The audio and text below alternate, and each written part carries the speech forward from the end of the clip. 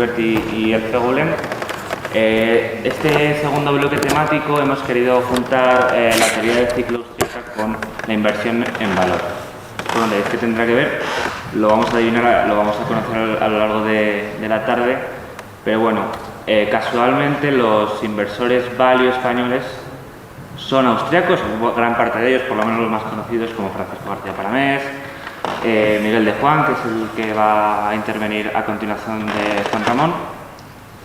Y bueno, nuevamente este año contamos con Juan Ramón Rayo para hacerse cargo de esta primera intervención. Bueno, ahí acaba de llegar Miguel de Juan, que estábamos hablando de ti.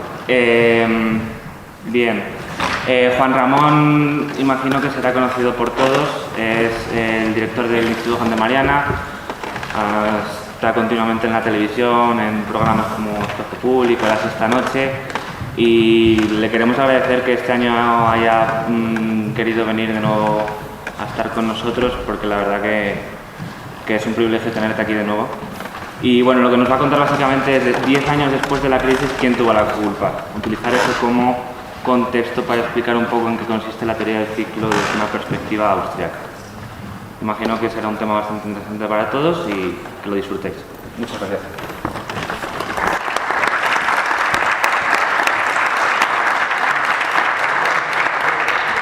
Pues muchas gracias, Jorge, muchas gracias a Students for Liberty León y muchas gracias a FEGULEM por la organización del evento y por la invitación, y muchas gracias, por supuesto, a todos los asistentes por estar aquí a escuchar básicamente en qué consiste la teoría austríaca del ciclo económico, pero aplicada a esta década de crisis económica que hemos vivido. Muy probablemente, si alguno de vosotros os acordáis, 2007, 2008, 2009 eran los años más duros de la crisis, cuando todo se estaba viniendo abajo, y el mantra que continuamente escuchábamos era: esto es culpa de la desregulación, esto es culpa del libre mercado, esto es culpa de haber liberalizado demasiado, esto es culpa de que los bancos tienen demasiada libertad y de que faltan controles para supervisar y para atar en corto cada una de las operaciones especulativas y ultralucrativas que realiza la banca. Con lo cual, de alguna manera, se ha quedado, 10 años después, 2007-2017, se ha generado la idea de que vivimos en una especie de mercado financiero ultraliberalizado y que las fluctuaciones que recurrentemente vivimos, entre ellas la última crisis económica tan devastadora, traen causa del mercado libre. Mi propósito en esta charla es explicaros que es todo lo contrario, que no vivimos ni mucho menos en un mercado financiero liberalizado, en un mercado financiero regido por principios de mercado, y que si alguien tiene alguna responsabilidad en la generación de la crisis económica, que todavía no hemos superado por entero, es sin duda el intervencionismo estatal en varios frentes de los que ahora voy a hablar. Pero empecemos explicándolo y tratando de comprender lo más básico. Tratemos de comprender cuál es la relación fundamental entre ahorro e inversión. Y para eso voy a utilizar un ejemplo que muchos critican como inapropiado, pero que creo que para esta idea básica es bastante pertinente, que es el ejemplo de Robinson Crusoe. ¿Cómo coordina, cómo ejecuta, cómo desarrolla Robinson Crusoe el ahorro y la inversión? Imagina que Robinson Crusoe necesita o quiere construir una cabaña, quiere construir una casa en la que dormir y en la que protegerse de las tormentas. La casa puede tardar, pongamos, medio año en construirla.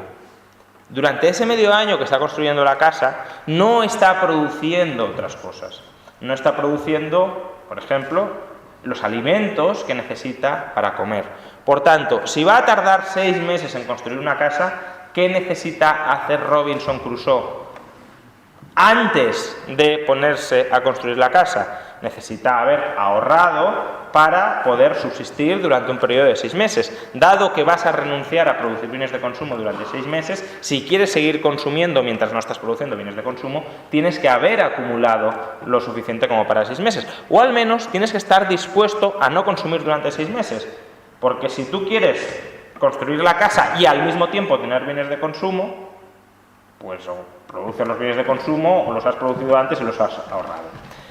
Por tanto, para que Robinson Crusoe consiga coordinar adecuadamente ahorro e inversión, si nos fijamos, los periodos de ahorro y de inversión tienen que coincidir. Si definimos ahorro como el tiempo durante el cual yo estoy dispuesto a renunciar a satisfacer mis necesidades presentes, yo tengo que estar dispuesto, por ejemplo, a no consumir bienes de consumo durante 6 meses si quiero destinar 6 meses a producir una cabaña.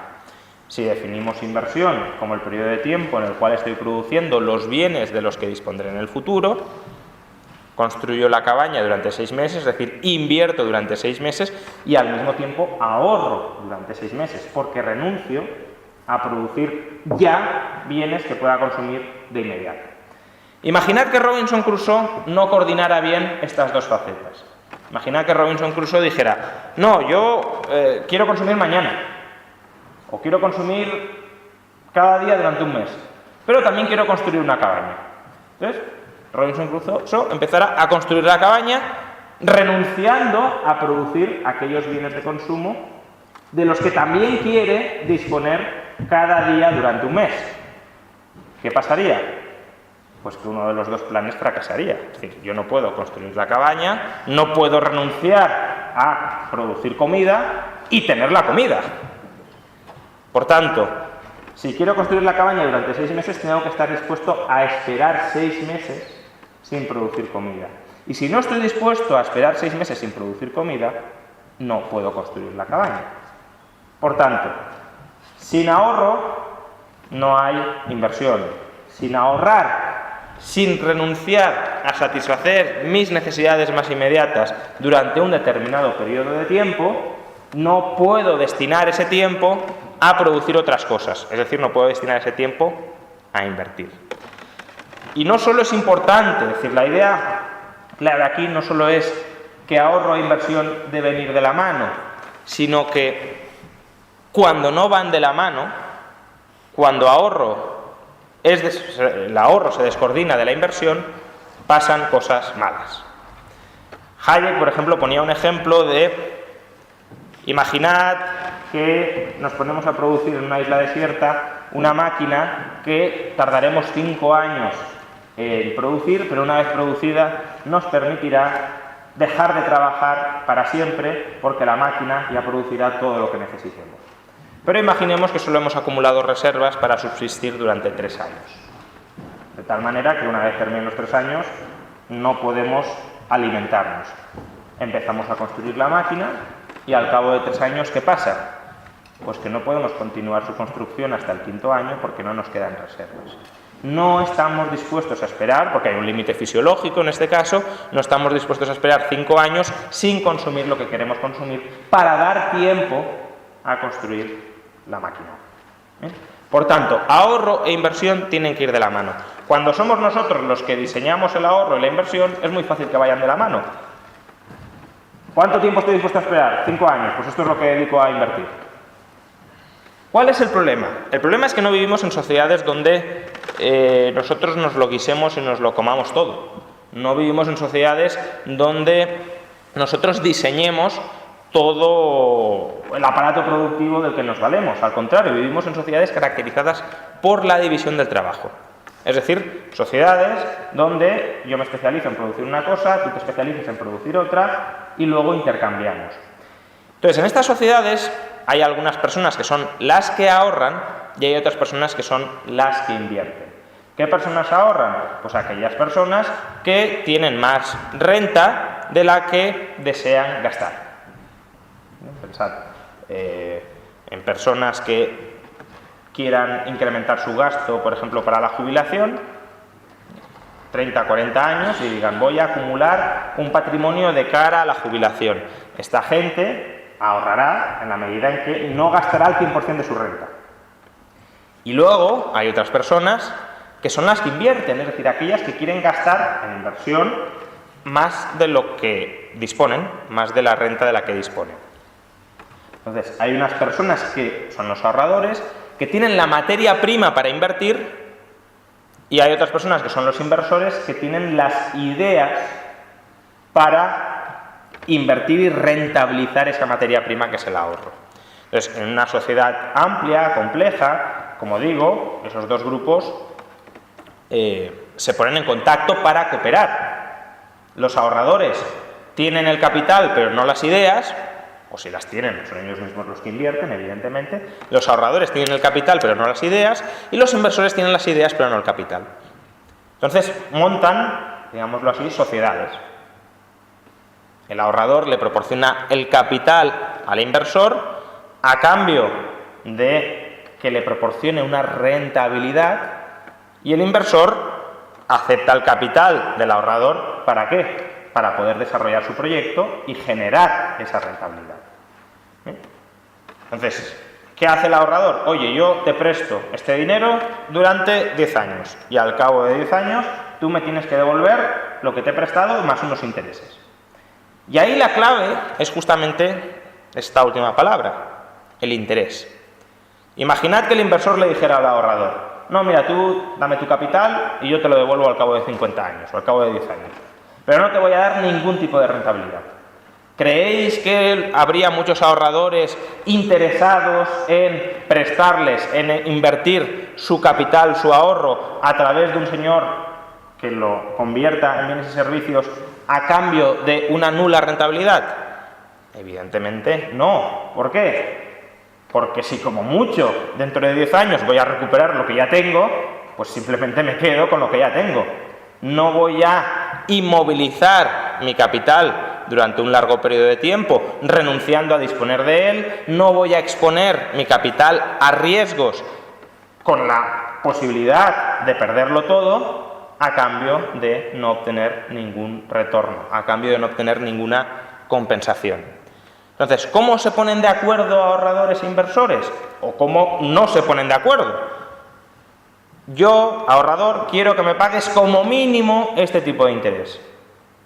Si no me pagas este tipo de interés, yo me quedo mi dinero en mi bolsillo. Inversor, yo invirtiendo tu capital como mucho puedo conseguir esta rentabilidad. Por tanto, como mucho te puedo pagar este tipo de interés. Si el interés que exige el ahorrador supera la rentabilidad que puede proporcionar el inversor, no hay trato, no hay inversión. El ahorrador atesora, el ahorrador se queda con su dinero y el inversor no invierte. Si en cambio el inversor puede proporcionar mayor rentabilidad que la mínima que exige el ahorrador para exponerse al riesgo y para inmovilizar durante un determinado periodo de tiempo su capital, pues entonces sí hay trato, o sí puede haber trato. Los dos se juntan, se coordinan y se ponen a generar riqueza. Por tanto, el interés en nuestras sociedades complejas, el tipo de interés, es el precio clave, es la pieza clave que permite coordinar a ambos grupos, a ahorradores y a inversores. Y fijaos que aunque normalmente hablemos del tipo de interés, tipos de interés hay muchísimos. ¿Por qué hay muchísimos? Porque no es lo mismo un tipo de interés a 30 años que un tipo de interés a un año. No es lo mismo un tipo de interés para un proyecto muy poco arriesgado que para un proyecto tremendísimamente arriesgado. Entonces, según estas características de tiempo y de riesgo, el tipo de interés cambia. A mayor plazo de la inversión y a mayor riesgo de la inversión, mayor será el tipo de interés mínimo que exigirá el ahorrador. Si a vosotros os dicen, ¿me prestas tu dinero a un día al 0,1%? Pues hombre, si es a lo mejor un día y no tenéis ninguna necesidad, a lo mejor aceptáis. Ahora, ¿me prestas tu capital a 50 años al 1%? Evidentemente no. O muchísima gente diría no. Y eso que estamos pagando 10 veces más que en el otro caso. ¿Pero por qué? Porque cuanto más alargamos el tiempo en el que no podemos disponer de nuestro capital, en el que hemos de renunciar a poder gastar nuestro capital como queramos, mayor compensación exigimos. O lo mismo, ¿le prestaríais al gobierno alemán vuestro capital a un mes pagándoos el 0,5%? Probablemente. ¿Se lo prestaríais al gobierno de Venezuela a un mes al 0,5%? Pues probablemente no. ¿Por qué? Porque en un caso cobraríais y en el otro seguramente no lo haríais. Entonces, el tiempo y el riesgo modulan el interés que vais a exigir. Y si a vosotros os dijeran, ¿le prestarías el dinero al gobierno alemán al 0,5? Sí. Y resulta que hay una especie de cortina de humo que nos permite ver que se lo estáis prestando en realidad al gobierno venezolano y que solo os pagan un 0,5, pues os sentiríais estafados. ¿Por qué? Porque habéis asumido un riesgo muchísimo mayor del que querríais asumir a cambio de una rentabilidad que no os compensa por asumir ese riesgo. Si a vosotros os dicen, ¿me prestáis mi dinero a un día al 0,1%? Pues a lo mejor sí. Ahora, si descubrís que vuestro dinero no está invertido a un día, sino a 50 años, pues tendríamos otro problema. ¿Por qué? Porque a lo mejor al día siguiente, en una semana, en un mes o en un año, queréis recuperar vuestro dinero, pero vuestro dinero está inmovilizado a 50 años vista y no lo podéis recuperar. Normalmente, cuando son transacciones entre un ahorrador y un inversor, estos problemas suceden menos, porque ya negociáis directamente con la persona que está invirtiendo vuestro dinero. Veis el proyecto directo en el que estáis invirtiendo. ¿Qué pasa? Que en los mercados financieros no solo hay ahorradores e inversores finales. Hay, como no solo en los financieros, en cualquier otro mercado, hay otros agentes que prestan, por lo general, un servicio extraordinario, sin los cuales los mercados no funcionarían bien, que son los intermediarios. ¿Qué hacen los intermediarios? Poner en contacto a gente. Imaginad que un ahorrador de Galicia es potencialmente una buena pareja con un inversor de Murcia. ¿Vosotros creéis que por su cuenta se van a encontrar en algún momento para formar esa sociedad, esa alianza entre ambos que sea mutuamente beneficiosa? Sería complicado, no digamos ya si es un ahorrador gallego y un inversor de Pekín. Bien, entonces, la posibilidad de estructurar los mercados y de desarrollar intercambios que sean beneficiosos para todos es una tarea muy especializada que desarrollan los intermediarios financieros. ¿Y cuál es el principal tipo de intermediario financiero que actúa en los mercados financieros y con el que interactuamos absolutamente todos los días? La banca. La banca es el intermediario financiero por excelencia y, por tanto, en principio, la banca debería desarrollar un papel no solo fundamental, sino muy valioso y muy positivo para las economías. Y, en principio, así es. ¿Qué pasa?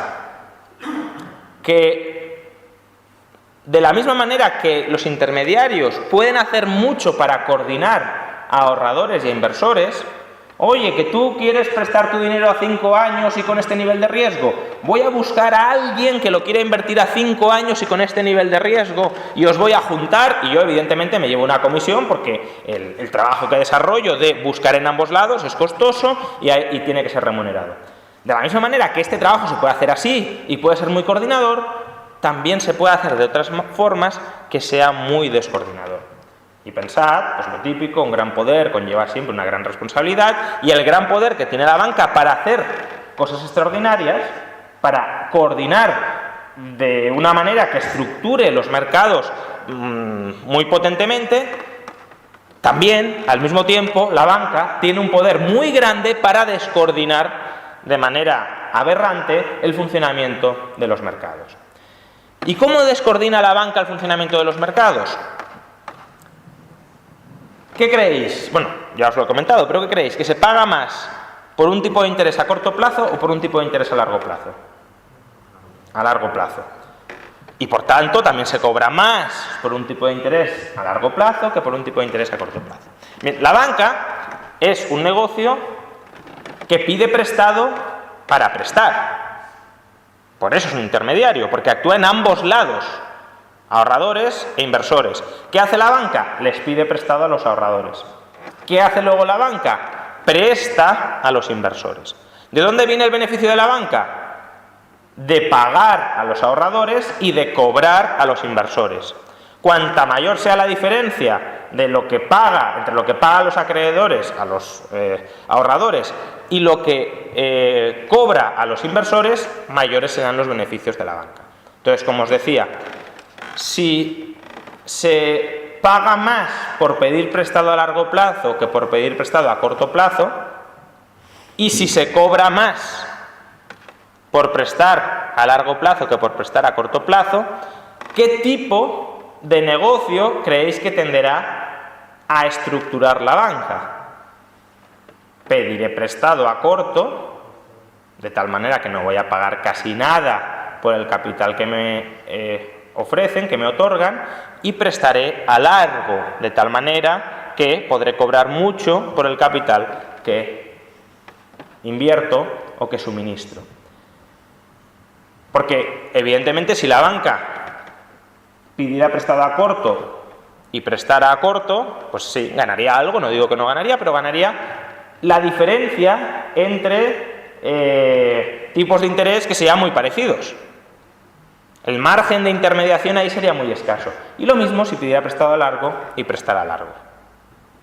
¿Qué pasa? Si pido prestado a corto y presto yo a largo, o sí, que es una operación equivalente.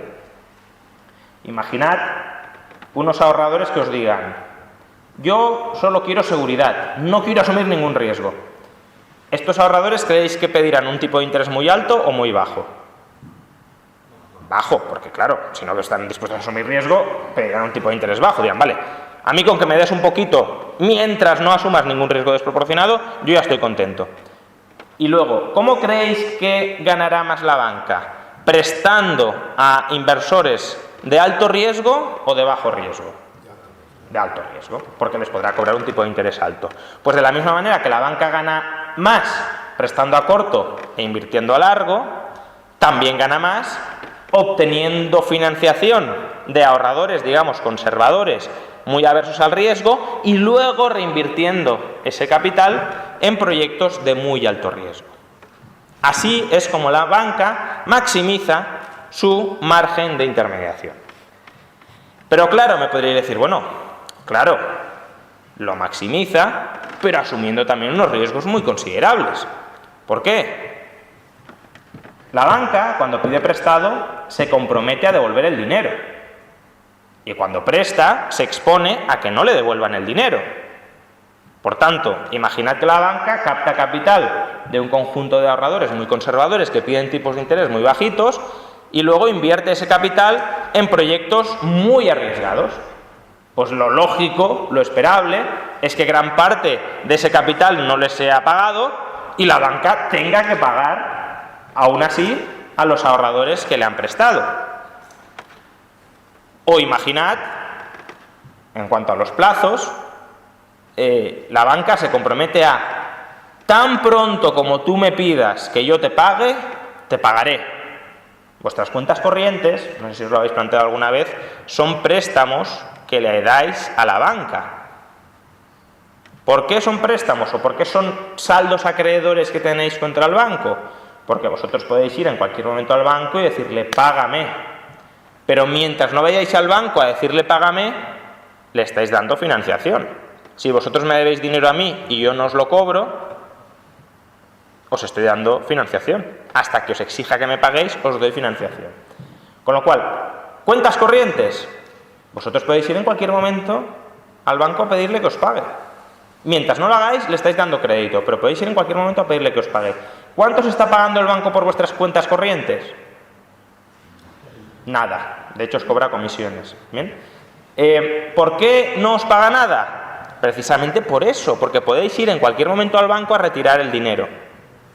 No habéis renunciado a la disponibilidad a largo plazo. Esa disponibilidad la seguís teniendo permanentemente. Entonces, ¿qué pasa? Imaginad que el banco invierte vuestro capital en hipotecas a 30 años. Y vosotros vais y le pedís al banco que os pague. ¿Podrá el banco devolveros vuestro capital si éste está invertido en hipotecas a 30 años? ¿Con cargo a los créditos que ha concedido? Evidentemente no. ¿Por qué? Porque tiene su capital inmovilizado en hipotecas a largo plazo. Y por tanto, hasta que no le paguen esas hipotecas, a vosotros no os podrá devolver el dinero. Pero se ha comprometido a devolvéroslo. Por tanto, eso es un problema también para el banco. Entonces, fijaos cómo, es verdad, la banca maximiza sus beneficios pidiendo prestado a corto y prestando a largo, captando capital desde ahorradores conservadores e invirtiéndolo en proyectos de alto riesgo, maximiza así sus beneficios, pero también maximiza sus riesgos. El resto de empresas que no son la banca no se financian con deuda a 5 días para invertir a 30 años. Cualquier empresa que emitiera un pagaré a muy corto plazo para financiar una parte de sus inversiones a largo caería en suspensión de pagos inmediatamente. La mayoría de empresas tampoco dice: bueno, pues ya que tengo capital de los accionistas, voy a invertirlo en el proyecto más absurdo y más arriesgado que se me ocurra. ¿Por qué? Porque saben que lo pueden perder y que los accionistas les pasarán cuentas y no los acreedores, y que ellos perderán sus empleos. Por tanto, ¿por qué, si el resto de las empresas, en principio, tienen los mismos incentivos a comportarse igual de mal que la banca, por qué la banca se comporta mal? Porque se comporta mal, es decir, la banca pide prestado con depósitos a la vista, plazo de vencimiento, cualquier momento que vosotros determinéis, e invierte a 30 años, no invierte en activos que pueda transformar en dinero para pagaros a vosotros cuando vosotros lo deseéis, sino invierte a 30, 40 años, o capta capital mediante participaciones preferentes que dice que son ultra seguras y los destina a cubrir los agujeros internos de la entidad, como siendo una inversión de altísimo riesgo. ¿Por qué la banca se comporta mal y el resto de empresas de la economía no se comporta así de mal? ¿Qué incentivos distintos tiene la banca frente al resto de empresas de la economía? Pues fundamentalmente que la banca juega con las cartas marcadas. La banca tiene una red por debajo que la protege si toma malas decisiones. ¿Cuáles son los dos grandes riesgos a los que se expone la banca si lo que hace es endeudarse a corto e invertir a largo, captar capital de ahorradores conservadores, invertirlo en inversiones de alto riesgo? Son dos riesgos básicamente: suspensión de pagos y concurso de acreedores, bancarrota. ¿Qué es suspensión de pagos? No tengo suficiente dinero para pagar a mis acreedores en el corto plazo. ¿Qué es insolvencia? Mi activo no vale lo suficiente como para pagar todas mis deudas. El primer riesgo es evidente. Si cualquiera de vosotros debiera, pongamos por caso, 100 millones de euros a un día, y tuvierais, aunque fueran 500 millones de euros en vuestro patrimonio, pero que no vais a cobrar hasta dentro de 10 años, pues sería muy complicado que al día siguiente pudierais pagar. Y si no podéis pagar, ¿qué os sucedería? Declaración de suspensión de pagos. El segundo riesgo también debería ser bastante evidente. Si vosotros hacéis una inversión y os endeudáis, ¿qué porcentaje de ahorro propio y de deuda creéis que sería recomendable para hacer esa inversión? Por ejemplo, si os compráis una casa, siendo una inversión de muy bajo riesgo, si os compráis una casa, ¿qué ahorro propio mínimo os reclama que pongáis el banco? En torno al 20%, que es la entrada de la hipoteca. Eso lo tenéis que aportar vosotros de ahorro propio. Es decir, como mucho, y eso ya está en el límite de la prudencia, el banco para una inversión muy conservadora os presta el 80% de la inversión. Evidentemente, si hicierais inversiones más arriesgadas, os prestaría un menor porcentaje. ¿Bien? Y tendríais vosotros que aportar una mayor cantidad de capital propio. Bueno, ¿sabéis qué porcentaje de capital propio aporta el banco para todas sus inversiones bastante arriesgadas?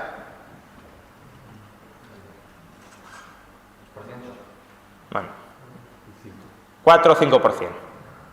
Es decir, al banco le prestan el 95% de toda su financiación, se la prestamos nosotros, porque recordad que los acreedores de los bancos en el fondo somos familias y empresas, y los accionistas del banco apenas colocan el 5% del capital para soportar pérdidas.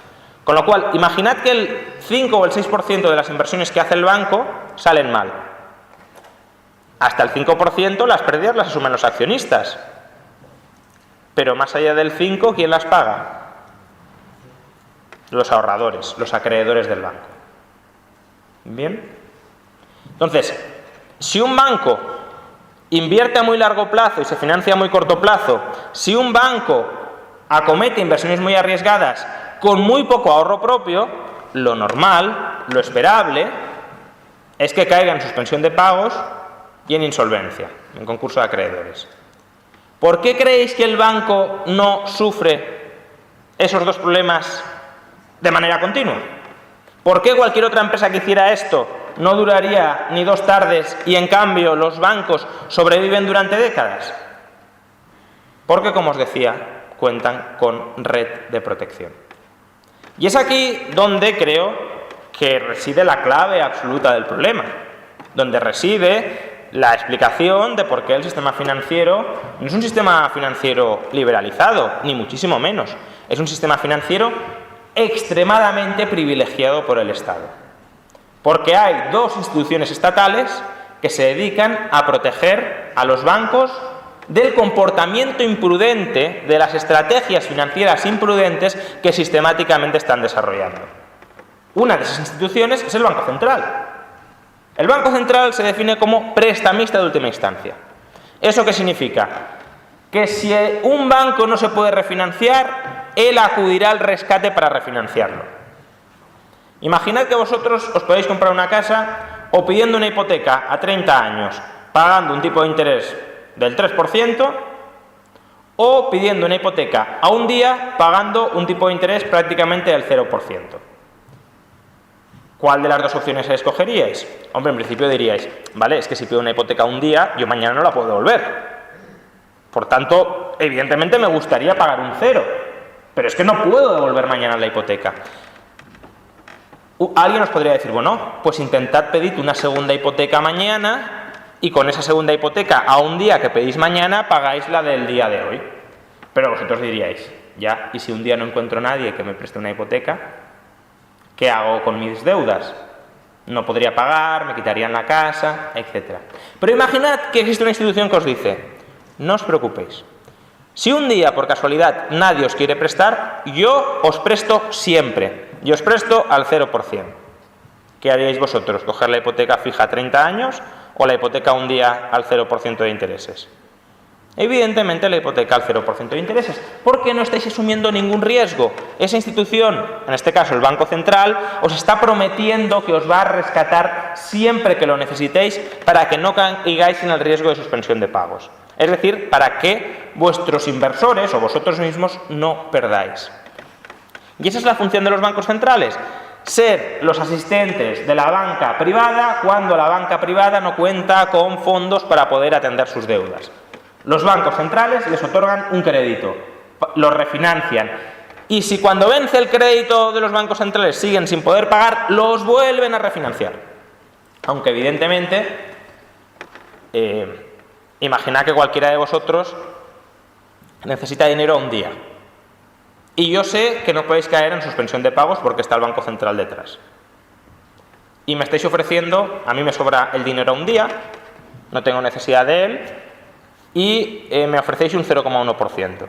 Pues bueno, digo, te lo presto yo porque no corro yo ningún riesgo. Es decir, el riesgo que yo podría correr es, mañana cuando me tengas que devolver a mí el dinero, ¿me lo podrás devolver o no? Porque como no puedes pagar, a menos que encuentres a alguien que te vuelva a refinanciar, a mí no me lo devuelves. Pero claro, si está el Banco Central detrás, sé que me lo vas a devolver de cualquier manera. Con lo cual, bueno, si me pagas un 0,1%, aunque sea poco, aunque no sea casi nada, mejor eso que no tener el dinero parado en mis reservas. Con lo cual, la propia existencia del Banco Central ya genera los incentivos para que los bancos se refinancien entre sí, porque saben que esas operaciones que son muy arriesgadas, de refinanciación a muy corto plazo, de gente que no puede pagar, en última instancia, el riesgo se lo está comiendo el Banco Central. Es decir, todos vosotros, porque el Banco Central se financia con el dinero que utilizáis vosotros, el dinero metálico que utilizáis cada uno de vosotros. ¿Cuál es el segundo riesgo que asumen los bancos? O más que los bancos, los acreedores de los bancos. El riesgo de que el banco quiebre. Es decir, una cosa es que yo tenga más activos que pasivos, es decir, tenga más propiedades que deudas, pero mis deudas venzan ahora y mis propiedades no generen efectivo para pagar ahora mis deudas, ese es un problema, que es un problema de liquidez. Y otro problema distinto es, mira, es que aunque cobres todo lo que tú tienes, no vas a poder pagar tus deudas. Tienes un agujero en el balance, debes más de lo que tienes. Si debes más de lo que tienes, como hemos dicho antes, ¿quién paga el pato? Aquellos a los que les debes el dinero. Si tú debes 100 y tienes 90, pues a los que les debes 100 no van a cobrar los 100. Con lo cual, si un banco estuviera expuesto a la insolvencia, ¿creéis que los acreedores le prestarían tan alegremente dinero como se lo prestan ahora? Si vosotros, por ejemplo, fuerais a un banco a depositar vuestro dinero y supierais que ese banco a lo mejor al día siguiente no os paga, ¿lo depositaríais ahí?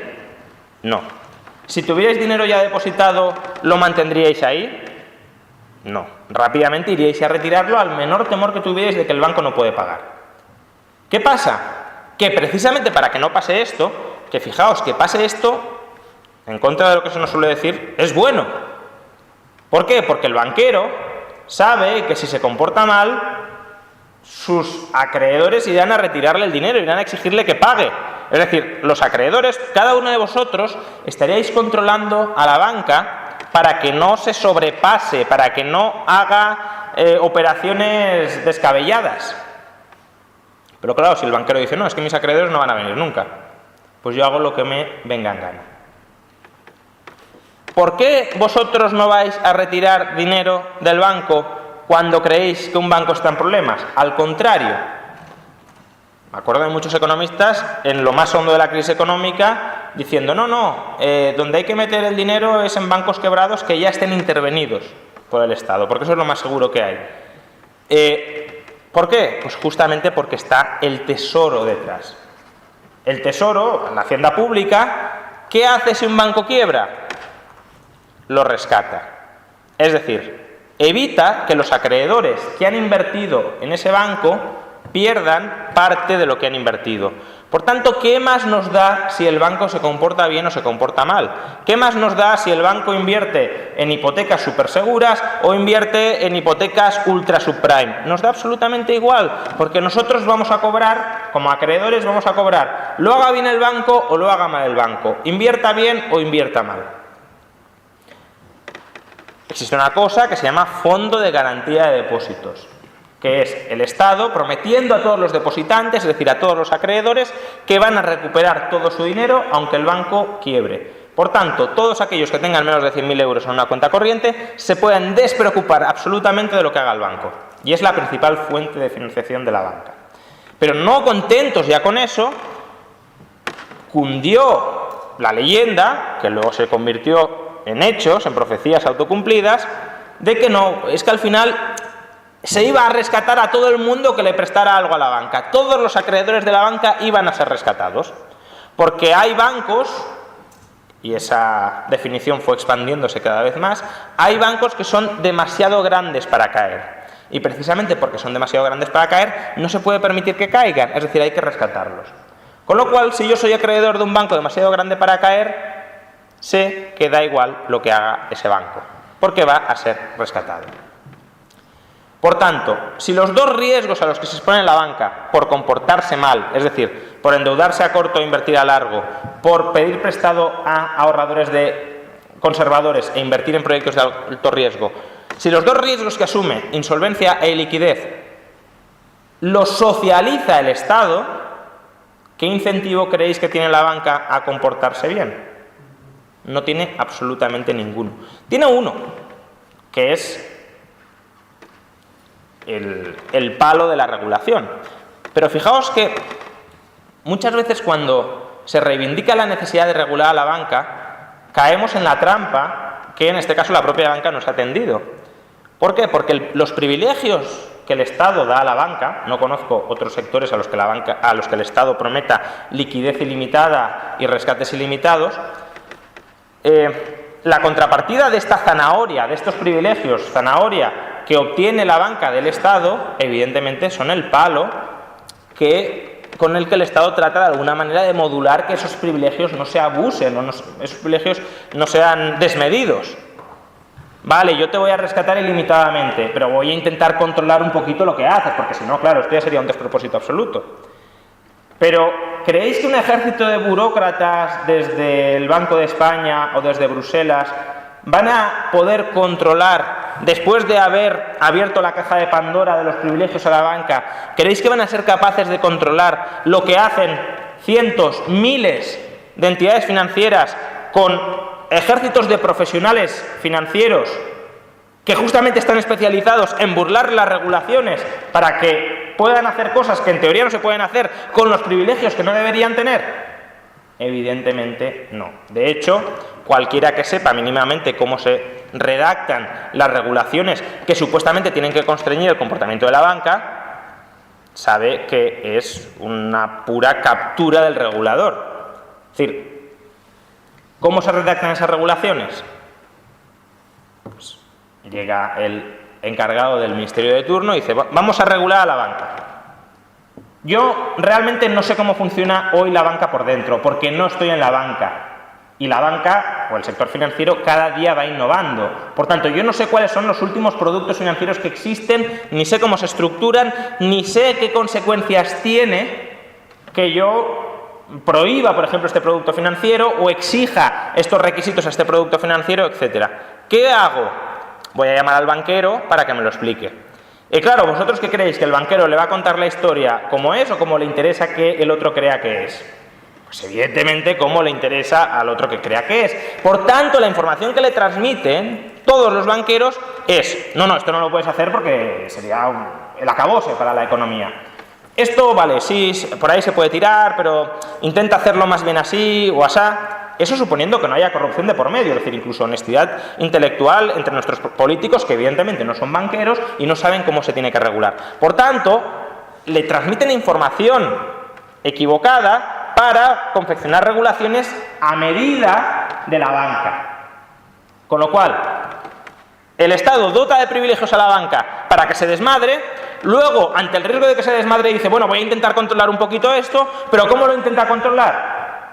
Con las normas que los propios desmadrados le dicen que imponga para que parezca que no se desmadran.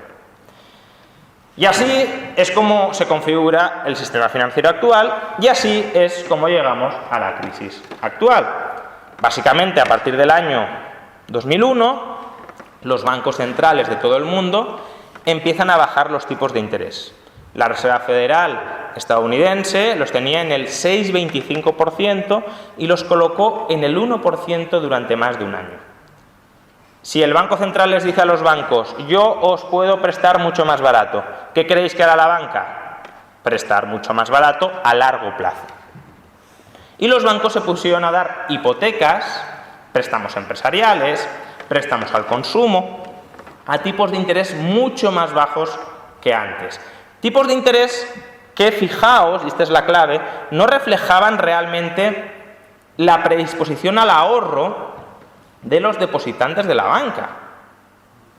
Es decir, todos los que eran acreedores de los bancos, ¿creéis que querían ahorrar a 30 años invirtiendo en hipotecas subprime a cambio de tipos de interés nulos? Evidentemente no. Si a cualquiera de los acreedores de la banca le hubiesen dicho, no, es que usted realmente está invirtiendo en productos a 30 años y de muy alto riesgo, habría dicho, pues o me paga un tipo de interés del sitio del 8% o yo me largo de aquí.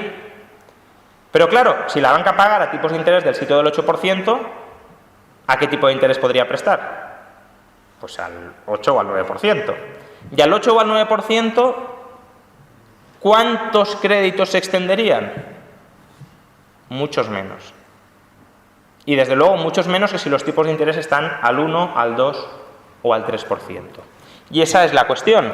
La banca, gracias a los estímulos, a las ayudas de liquidez que proporcionó el Banco Central bajando los tipos de interés, los bancos centrales de Estados Unidos, de Inglaterra, de Europa, de la zona euro, bajaron los tipos de interés a mínimos históricos hasta ese momento. Si los tipos de interés bajan, ¿qué creéis que sucederá con el endeudamiento? ¿La gente se querrá endeudar más o menos? Más. La gente se empezó a endeudar para comprarse una casa, al comprarse la casa, el negocio inmobiliario promotor se recalentó, los promotores que vieron cómo sus ventas crecían también se endeudaron a tipos de interés muy bajos para incrementar su capacidad de producción. Al incrementar su capacidad de producción, contrataron a muchas personas. Esas personas que lograron un empleo se pusieron a gastar en otros sectores de la economía que también se recalentaron. Esos otros sectores de la economía, muchos de ellos también se endeudaron para incrementar su capacidad de producción. Y eso se transformó en un boom económico, en un auge económico, en un crecimiento del Producto Interior Bruto del 3, del 4 o del 5% según los años y según los países. Crecimiento que venía impulsado por la deuda. Deuda que venía impulsada no por el ahorro a largo plazo, no por el ahorro con una mayor propensión a tomar riesgos, sino con ahorro conservador y a corto plazo, que aún así se destinó a invertir a largo plazo y en proyectos de alto riesgo como las hipotecas subprime. ¿Y qué creéis que pasó cuando esos ahorradores que no querían ahorrar a largo plazo, que no querían asumir riesgos elevados, empezaron a querer gastar a corto plazo o se dieron cuenta de que estaban asumiendo riesgos más altos de los que ellos querían asumir? Porque claro, si yo soy consciente de que estoy asumiendo riesgos muy altos, cuando descubro que los estoy asumiendo, pues bueno, es lo que había pensado y estoy conforme con ello. Pero claro, si tú dices, no, yo es que mi dinero está en el sitio más seguro del mundo y luego descubres que está en inversiones que se están cayendo por su alto riesgo, ¿qué creéis que sucederá? Pues básicamente había gente que quería comprar cosas que no existían, me quiero gastar el dinero, pero no se están produciendo los bienes, ¿bien? Porque la inversión hasta el largo plazo no se materializarán los bienes que yo quiero comprar ahora. Por tanto, yo quiero comprar ahora, pero no están llegando los bienes que tendría que comprar, subidas de precios. Yo he prestado este capital de manera segura y me lo han invertido de manera insegura. Voy a sacar el capital de aquí. Subidas de tipos de interés. Subidas de precios y subidas de tipos de interés. ¿Qué pasó en el año 2007? Que el boom terminó. Con la inflación y con los altos tipos de interés, todas aquellas empresas que habían surgido al calor de la burbuja de crédito se vinieron abajo.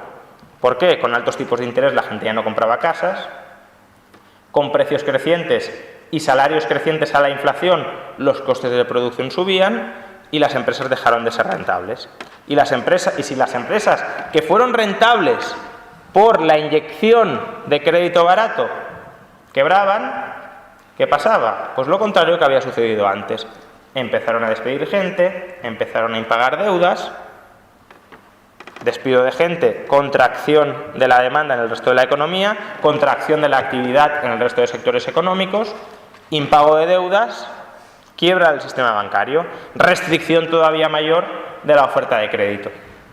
Y lo que se había recalentado porque habíamos invertido lo que no habíamos ahorrado, sucedió como le sucedía a Robinson Crusoe si invertía a más largo plazo del que había ahorrado, que tenía que abandonar sus proyectos antes de terminar. Y por eso, gran cantidad de promociones inmobiliarias inacabadas, inconcluidas, sin demanda, porque nadie estaba dispuesto a ahorrar para pagar los altos precios y para terminarlas.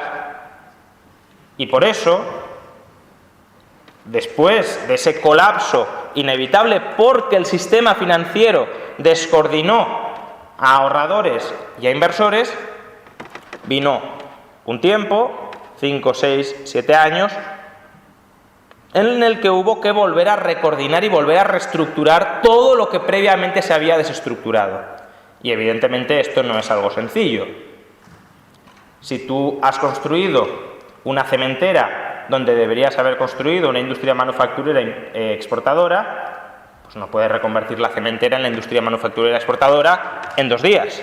Necesitas años de ahorro, reinversión en estos proyectos, de asumir las pérdidas de tus malas inversiones previas, de recapitalizarte si esas malas inversiones han impactado muy negativamente sobre tus cuentas, y una vez ya tengas margen para poder volver a arriesgarte, para tener capital para transformar una cementera en una industria exportadora, entonces es cuando la reconversión productiva y financiera va teniendo lugar.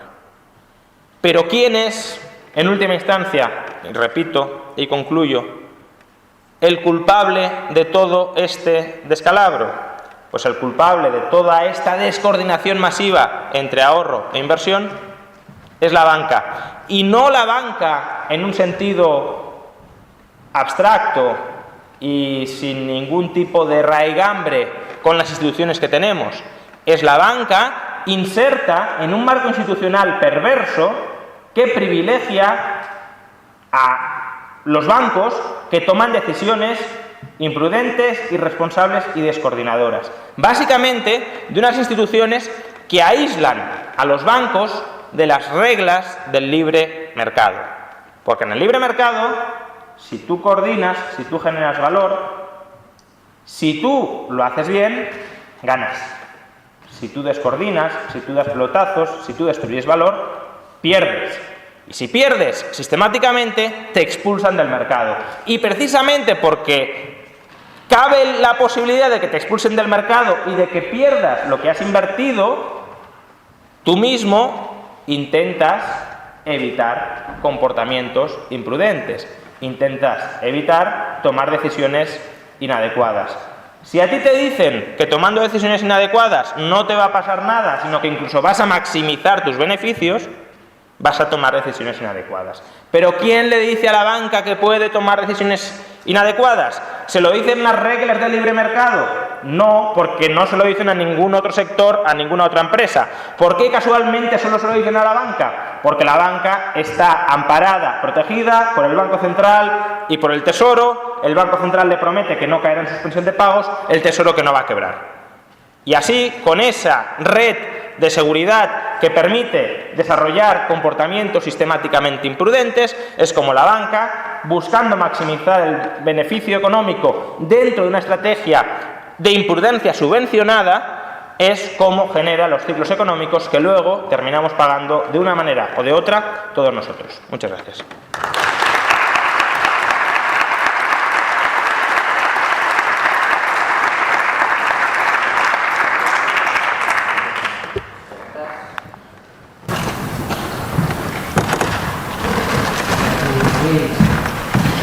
La estaba deseando, tío.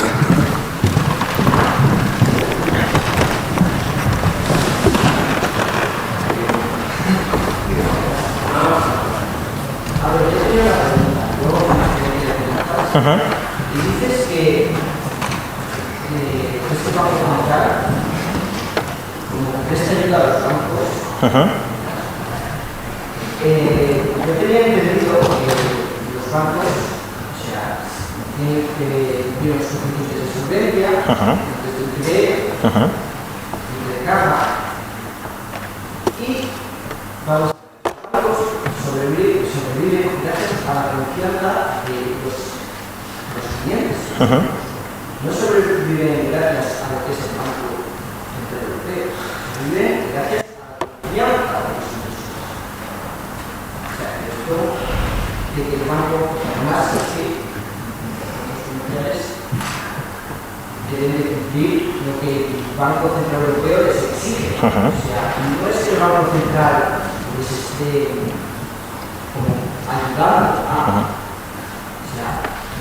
Entonces, la pregunta que hago es verdad que el Banco Central Europeo está financiando de alguna manera a los bancos. Totalmente.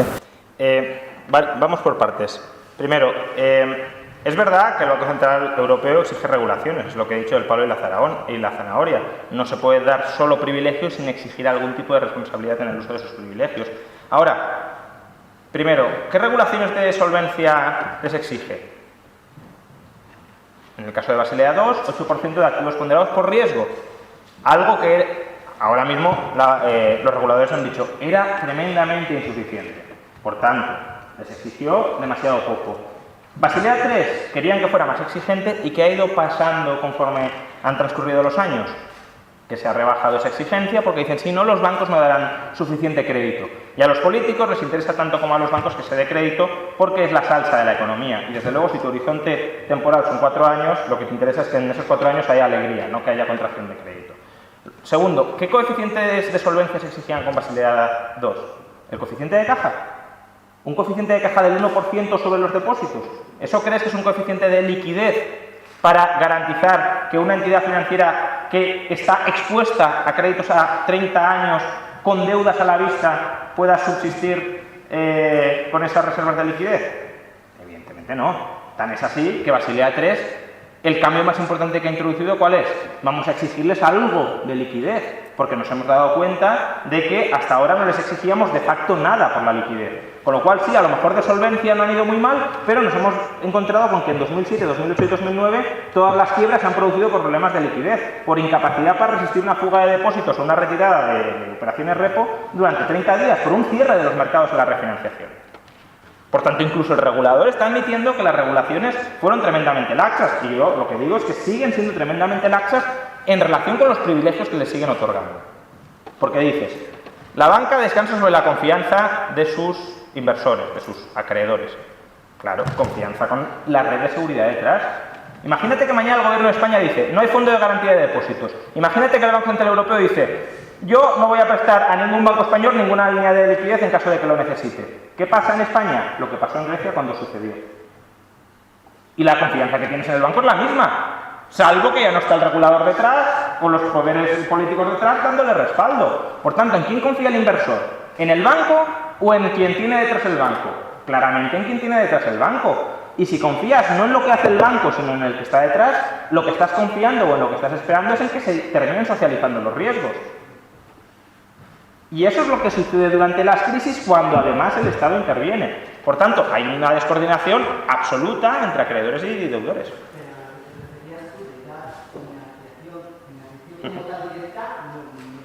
Sí da, por supuesto. El Banco Central Europeo, cada semana y cada 3 meses, bueno, ahora menos, porque con toda la liquidez que les han inyectado a través del QE no hace falta, pero tanto la Reserva Federal como el Banco Central Europeo, hasta 2007, ¿cuál era su razón de ser? Las operaciones regulares de refinanciación, que son subastas de liquidez que acometían los bancos centrales en Europa a través de préstamos bilaterales con entidades, en Estados Unidos mediante operaciones repo con deuda pública.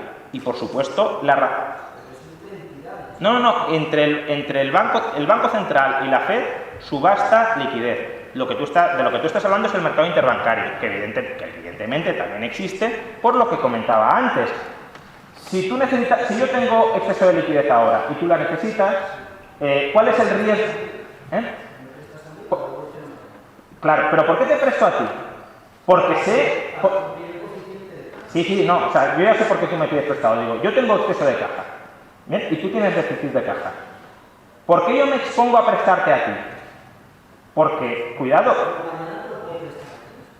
tú mañana me lo puedes prestar a mí si tienes un superávit de caja con respecto a mí, que no está claro, o si otro te lo presta.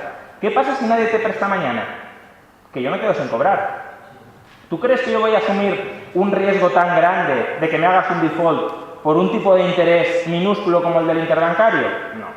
Yo asumo un riesgo, yo acepto un tipo de interés tan bajo como el del interbancario porque el Banco Central Europeo está detrás y porque sé que si necesito financiación el Banco Central Europeo te la va a dar. Pero es que el Banco Central Europeo no solo es que dé subastas periódicas de liquidez, que insisto, cada vez menos porque ya los bancos con el QE tienen más liquidez que de sobra, pero tiene incluso un instrumento que se llama facilidad marginal de refinanciación, que es, si el mercado está seco, te puedes venir a financiar aquí con medio punto de interés extra.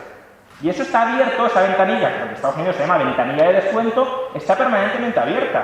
Ya no es que el Banco Central tenga que salir al mercado a subastar liquidez, es que aunque no vaya, si tú le llevas activos que el Banco Central acepte como descontables, que son un listado inmenso, te da liquidez. Entonces, claro, ¿un banco privado se puede quedar sin liquidez?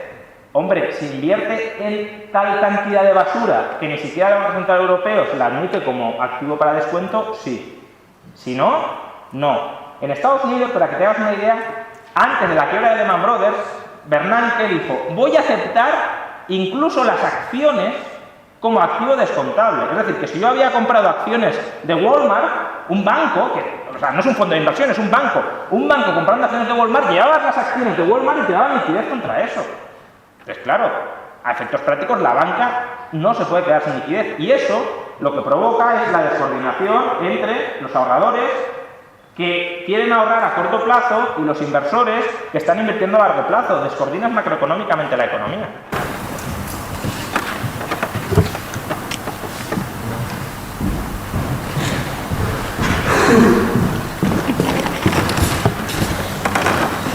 Hola, buenas tardes, señor Rayo. En primer lugar, muchas gracias por esta charla tan didáctica y esclarecedora.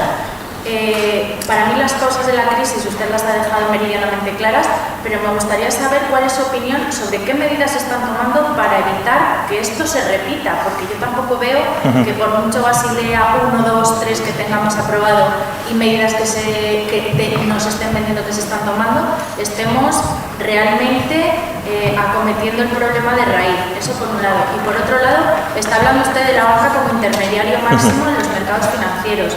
¿Y qué opina de las nuevas figuras que están apareciendo para poner en contacto ahorradores e inversores, como todas las plataformas de crowdlending, de crowdfunding, las plataformas de crowdlending, etcétera, etcétera? Muchas gracias. Sí, a ver, yo creo que la regulación en general es un instrumento bastante ineficiente en un marco de privilegios, para prevenir el desastre o la descoordinación. Es decir, tú no puedes abocar a la banca que lo haga mal y luego intentar poner puertas al campo para que no lo haga mal. Lo que tienes que conseguir es un marco en el que la propia banca esté incentivada a hacerlo bien. No, oye, yo te recompenso para que lo hagas mal. Y luego voy a intentar aquí poner alguna barrera para que no te desbordes. Pues no, porque el banco siempre va a tener mayor capacidad para burlar la regulación. Un economista tan partidario de la regulación, que bueno, incluso se ha puesto durante esta crisis como ejemplo, como paradigma de la explicación de la crisis por desregulación y como partidario de la regulación, que es Hyman Minsky, un economista post-keynesiano, decía, el innovador financiero siempre va 2 pasos por delante del regulador. Y seguirá siendo así. ¿Por qué? Porque, y esto ya para austríacos, el banco hace uso del conocimiento disperso, se vale del conocimiento centralizado. En cambio, el regulador es conocimiento centralizado. Y centralizando el conocimiento, es imposible que consigas captar todo el conocimiento descentralizado con el que estás compitiendo. Por tanto, el banquero siempre va a ser capaz de batirte. Es más, incluso se va a buscar excusas o se van a buscar recovecos en la regulación para aprovecharla en tu propio favor, que esto es lo que se conoce como arbitraje regulatorio. Esto, insisto, partiendo de la base de que las regulaciones están bien intencionadas y de que se han diseñado pensando en algo así como el bien general, pero tampoco perdamos de vista que los políticos son humanos, que responden también a incentivos, que son potencialmente corruptos, y en España lo sabemos muy bien, y que por tanto en las esferas de poder también se llegan a acuerdos de no agresión, digamos, oye, no apruebes esto y yo te daré más financiación más barata durante 10 años para que puedas costear tus obras faraónicas y ganar las elecciones. Entonces, eso se cuece. Entonces, contando la mala fe y incluso dentro de la buena fe los problemas de información, pensar que con la regulación se va a resolver, yo creo que es muy iluso, porque o bien, hay dos marcos, o bien te pasas sobre regulando, pues no, sí, imaginemos una regulación, la banca no puede prestar, vale, sí, se acabó el problema, pero se acabó también la economía. Entonces, o bien te pasas sobre regulando, o bien te quedas corto.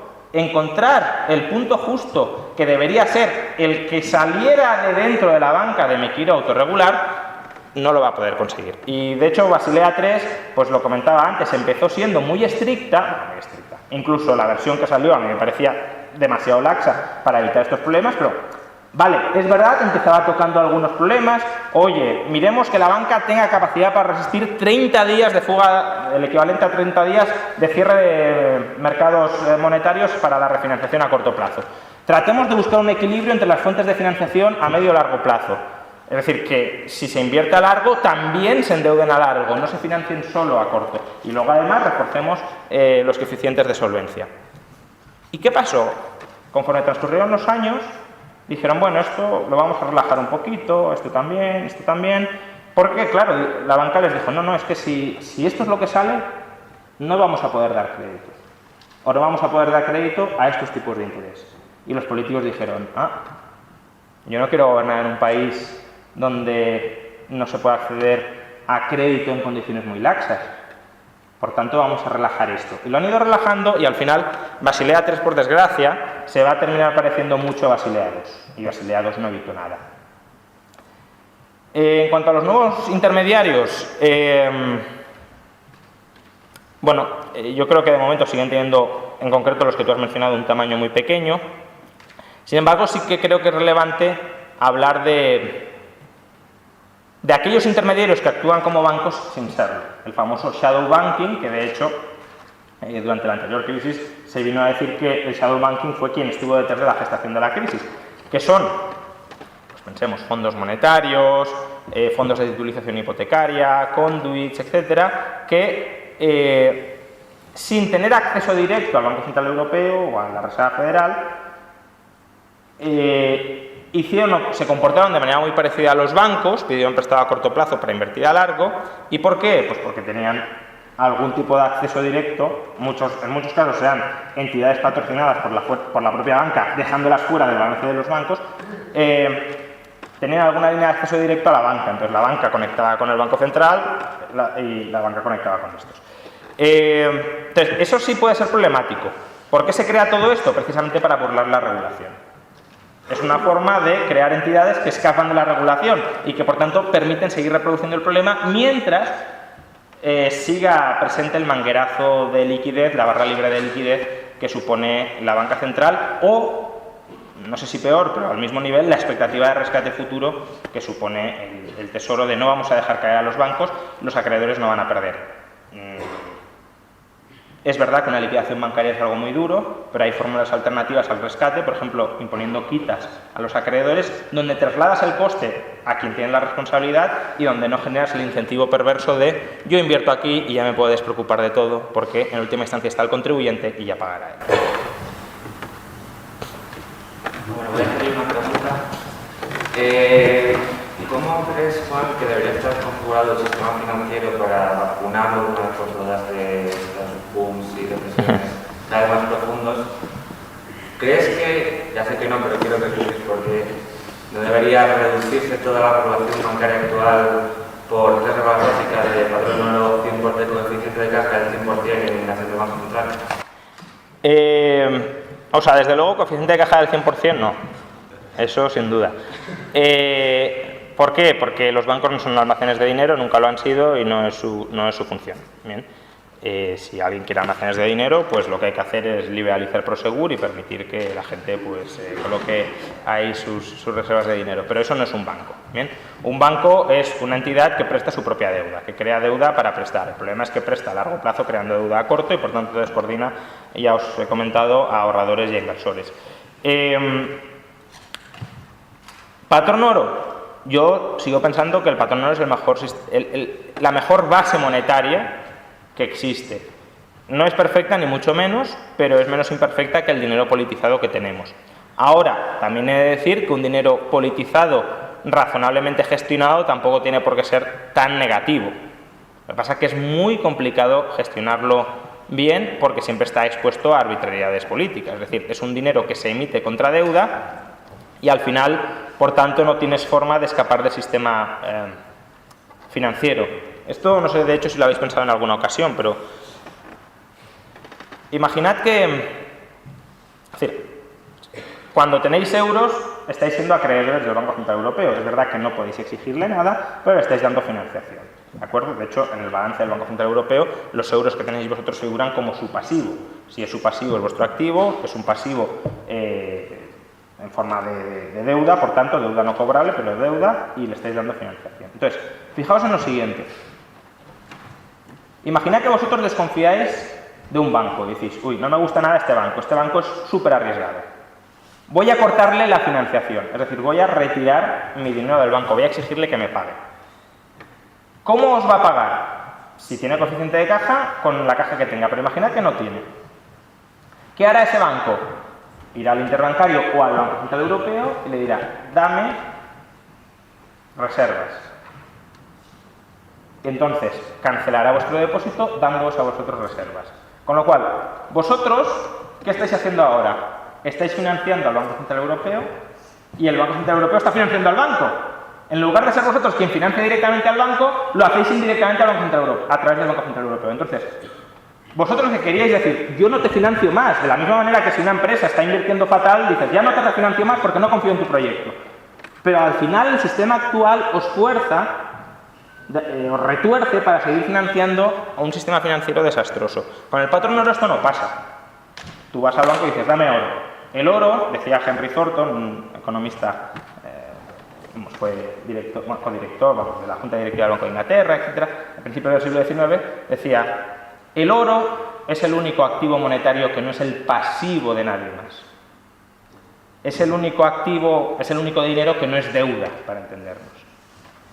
Y es verdad. Entonces, la cuestión es, ¿queremos un dinero que en su base sea deuda o no?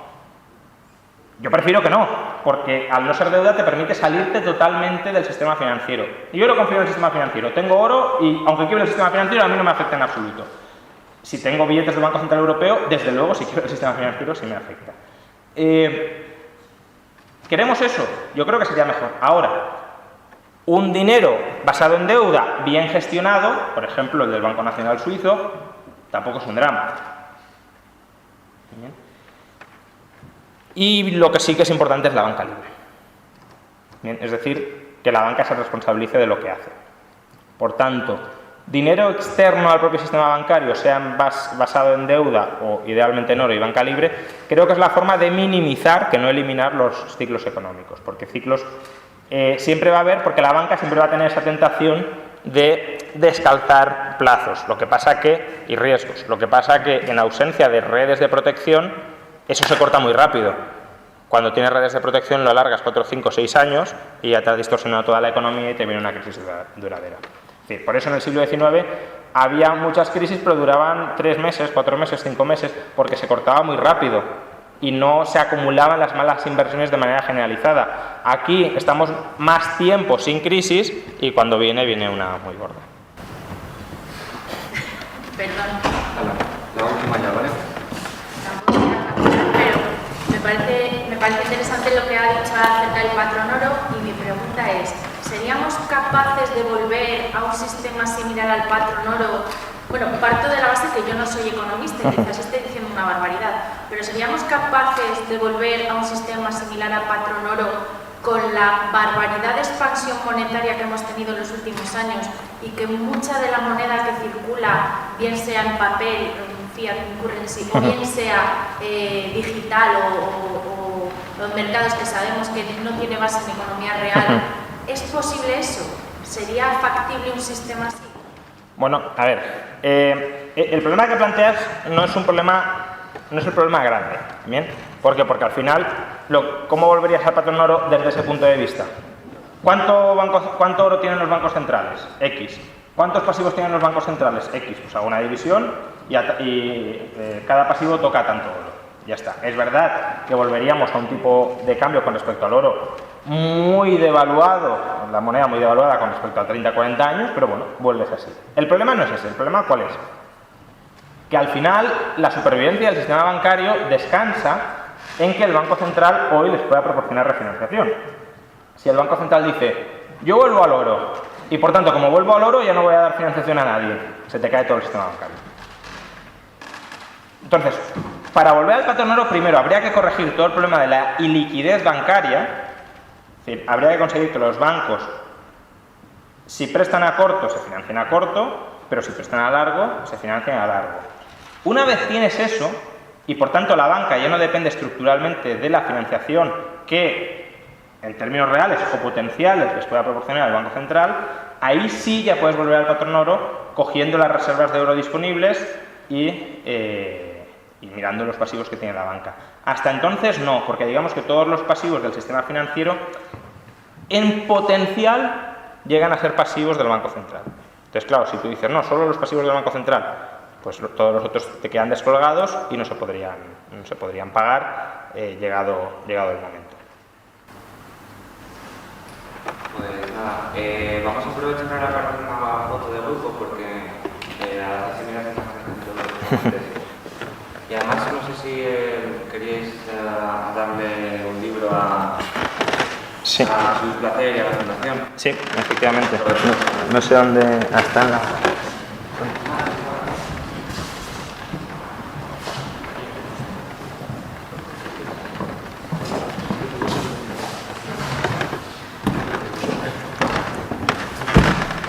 Pues nada, muchas gracias José Luis por organizar todo esto.